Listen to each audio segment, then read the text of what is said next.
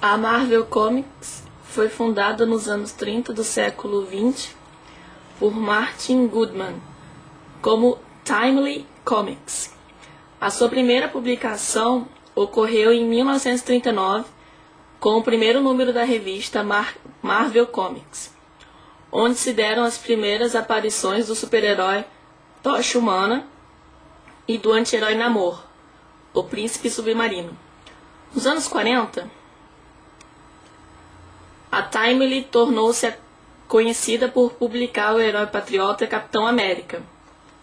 Nos anos 50, a Marvel atravessou tempos difíceis, da mesma maneira que as outras editoras. Durante esta década, publicou principalmente histórias com monstros, em geral com toques de ficção científica. Neste período, a empresa ficou conhecida como Atlas Comics e Timely Atlas.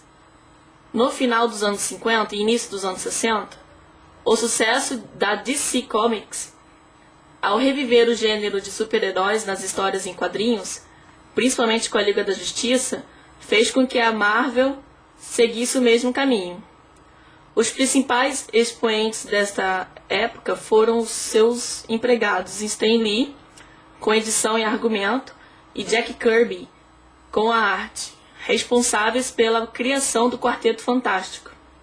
A revista foi um enorme sucesso, o que levou a Marvel a publicar outros títulos de super-heróis, entre os quais se destacou o gibi do personagem Homem-Aranha, criado por Stan Lee e Steve Ditko. As histórias da Marvel distinguiam-se das demais pelo universo em que se desenvolviam, ter características mais próximas da realidade, sendo mais humanizado e verossímil. Os argumentos exploravam a caracterização dos personagens. No caso do Homem-Aranha, ele era um jovem herói com alguma falta de autoestima e muitos problemas mundanos, semelhantes ao de muitos adolescentes. Este novo olhar acabou por incentivar uma revolução nas histórias em quadrinhos norte-americanas. Com o passar do tempo, até mesmo a concorrente DC Comics adotou algumas inovações realizadas pela Marvel em suas histórias. Stan Lee ganhou prestígio e foi durante alguns anos o diretor da empresa.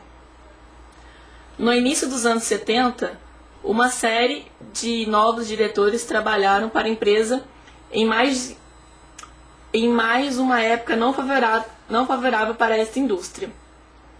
No entanto, no final dessa década, a Marvel estava novamente de boa saúde, graças a novas estratégias de marketing na distribuição e à renovação do título dos X-Men, arquitetado principalmente por Chris Claremont e John Barney. Nos anos 80, Jim Shooter era o diretor. Apesar da sua personalidade controversa, conseguiu eliminar alguns dos males da empresa, como a não publicação das revistas no prazo devido, e promover um renascimento criativo na Marvel, fazendo com que os seus desvios tornassem-se ainda mais vendidos. Em 1981, a Marvel comprou os estúdios de animação de Patty Freeling Enterprises, do famoso animador do desenho da A Pantera Cor-de-Rosa, Fritz Freeling. A empresa foi rebatizada de Marvel Productions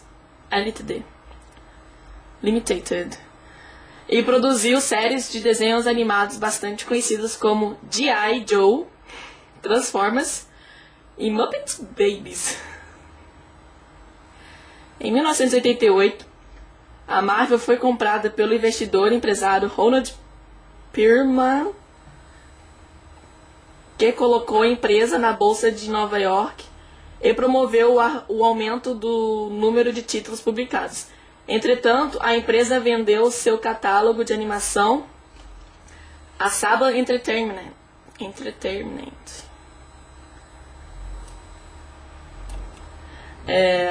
e fechou permanentemente o estúdio de animação optando por contratar terceiros para produzir seus projetos de animação. A Marvel ganhou bastante dinheiro no início dos anos 90 devido ao boom das histórias em quadrinhos nos Estados Unidos, mas no meio da década enfrentou graves problemas financeiros, com as acusações de que Perlman havia tirado todo o dinheiro da empresa em proveito próprio. Como consequência, a Marvel anunciou que o seu distribuidor exclusivo passaria a ser o Heroes World, que fez com que toda a indústria de distribuição de revistas de histórias em quadrinhos sofresse um grande abalo. A perda potencial da maior empresa da indústria originou o encerramento das atividades da maioria dos distribuidores. No momento, existe apenas uma grande distribuidora de histórias em quadrinhos nos Estados Unidos, a Diamond Distribution. Muitos peritos julgam que esse fato causou um imenso dano à indústria das histórias em quadrinhos. No auge da crise, o investidor Carl Icahn tentou obter o controle da Marvel, mas após arrastadas batalhas jurídicas, o controle da empresa foi entregue em 1997 a Isaac Perlmutter, proprietário da Toy Biz, uma das empresas do grupo. Com seu sócio Avi Arad e os seus nomeados e controversos editor Bill Jemas e o diretor Joe Quesada, Perlmutter reergueu a Marvel.